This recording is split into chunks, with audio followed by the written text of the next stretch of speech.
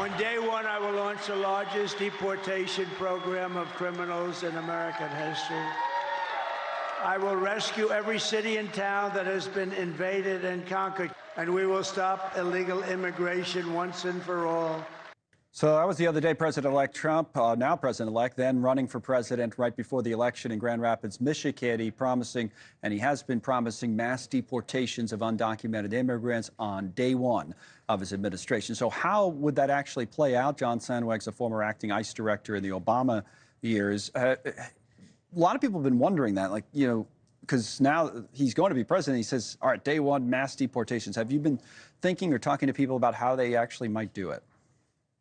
Yeah, well, as you know, Connell, there are not a lot of details offered throughout the campaign. I know, repeatedly campaign officials were questioned about how they were going to do it. But the reason there weren't details is it's going to be very challenging, right? And as we saw in the last administration, despite intense political will to really set record levels of deportations, the administration couldn't get up much more past 267,000 ICE deportations that they hit in 2019. So why? Well, the reasons are, as follows. One is that he's going to need a lot more ICE agents. That's going to require a lot of appropriations from Congress.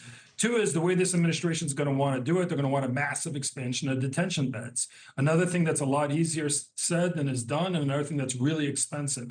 And then three is the thing that you and I have talked about extensively, and that is these backlogs in the immigration courts.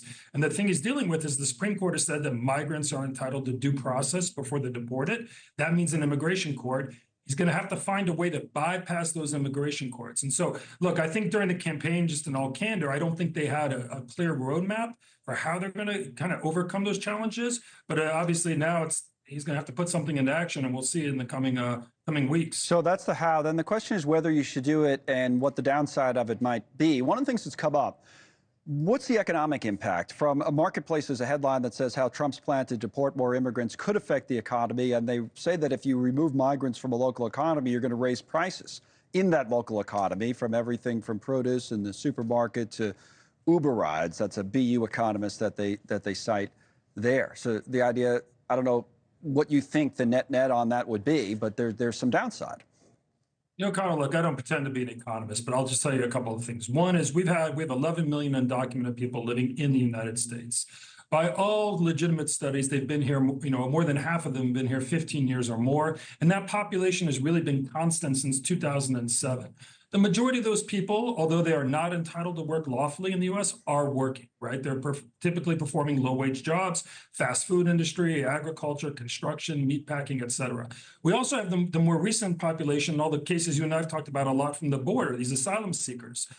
They are all entitled to legal work authorization while they wait to go through the asylum process, something I know is really frustrating to a lot of people. Mm-hmm. But those people did enter the economy. They did fill some of these low-wage, jobs that do keep wages down. Now, of course, when wages are down, you have winners and losers. You have people who could otherwise take those jobs at a higher wage.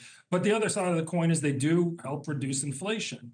So, look, there are going to be massive economic impacts of any mass deportation plan if it can be done. But again, like I said, it's going to be very challenging to pull off the numbers he's been talking about. It seems like people are expecting something.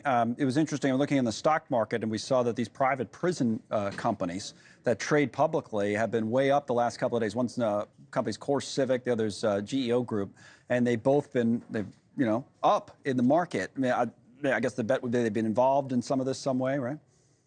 Yeah, Connell, look, ICE does not, believe it or not, does not own many federal detention beds. The vast majority of them are outsourced to private detention companies like Core Civic and GEO, and then a good percentage, believe it or not, are the state and local jails where we pay county sheriffs to house immigration detainees. Right. But those companies this is an incredibly lucrative business for them. Already, they make, we're more than $1 billion roughly annually. I'd have to double check that, but it's about $1 billion annually what they're receiving now from ICE and immigration detention. You start talking about mass deportation plans. Right now ICE is budgeted for 40,000 detention beds nationwide. If you want to get to 1 million removals, Connell, you're going to have to triple, quadruple, maybe even more that number. Obviously, it could be a real windfall for those companies. Not surprised to see Wall Street was kind of, buying those stocks, in the news with this election. Yeah, makes sense. You can see what happens politically, and sometimes you get a reaction in individual companies. Thank you, John. Thanks so much for watching. Just go to joinnn.com to find NewsNation on your television provider. And don't forget to click the red subscribe button below to get more of NewsNation's fact-driven, unbiased coverage.